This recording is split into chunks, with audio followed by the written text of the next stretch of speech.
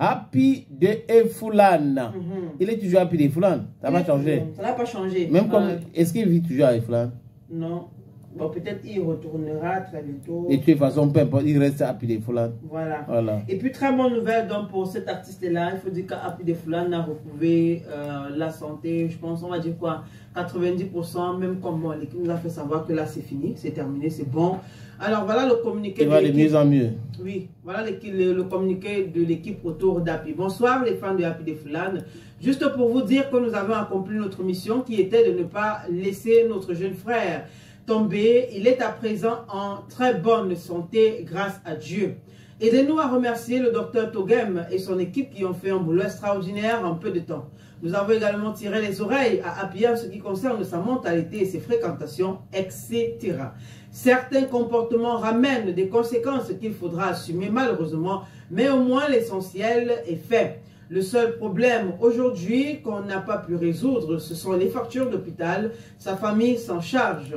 Le comité remercie tous les fans d'Happy pour les prières et le soutien. Nous remercions les gens qui ont compris que dans la vie, n'attendons pas la mort de quelqu'un pour lui venir en aide. Désolé si parfois on a été trop direct ici, mais on n'avait pas le choix. Beaucoup ne sont pas ce que vous pensez. Happy n'a qu'un seul mot dans la bouche, je veux aller au studio. À très bientôt, on aura droit à un dernier post avant de libérer cette page définitivement. Le comité d'aide et de soutien à Happy. Ils ont posté à 14 h? Oui.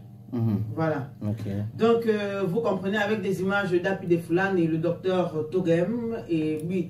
C'est celui-là qui a aidé Happy. Voilà, c'est lui le docteur Togem, docteur médecin, je crois que c'est psychiatre, hein, un truc comme ça. Voilà. Médecin psychiatre. Donc, celui-là qui a sorti Happy de Efoulan du gouffre de la zone sombre dans laquelle il était engouffré. Et voilà, il faut dire qu'on le voit, il est souriant, mais pour avis, perso quand même, c'est vrai, il est peut-être guéri, mais il faudra encore peut-être... Oui, il faut un suivi, voilà, il faut le contrôler. Voilà, une poste, on va dire ça comment, poste suivi.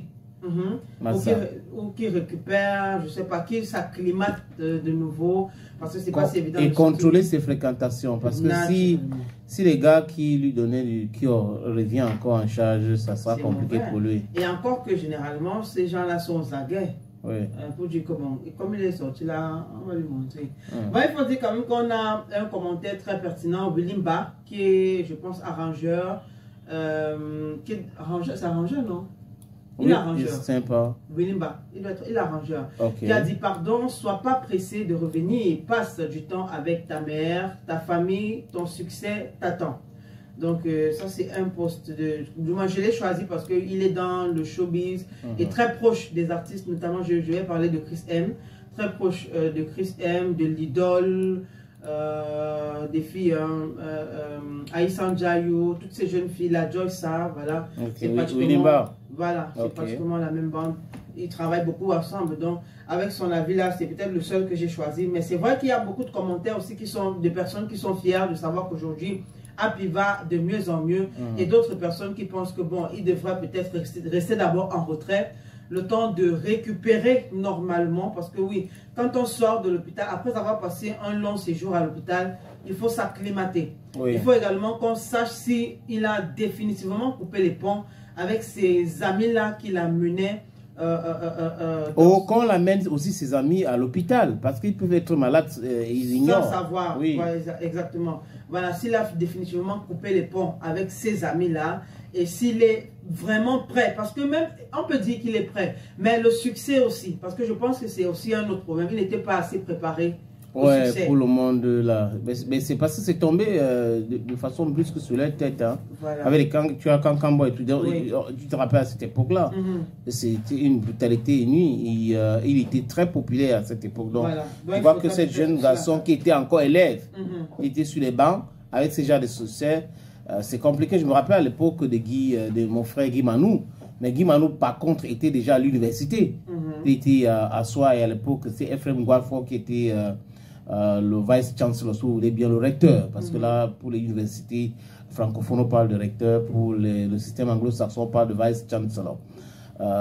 il avait aussi des petits soucis, mais c'était pas ça. C'est-à-dire que c'est pas au niveau de cure. Mais aujourd'hui, si vous prenez un enfant, Michael Jackson a certainement eu ce traumatisme parce que lui-même il a parlé. Un enfant de 5 ans, de 10 ans, avec ce succès phénoménal.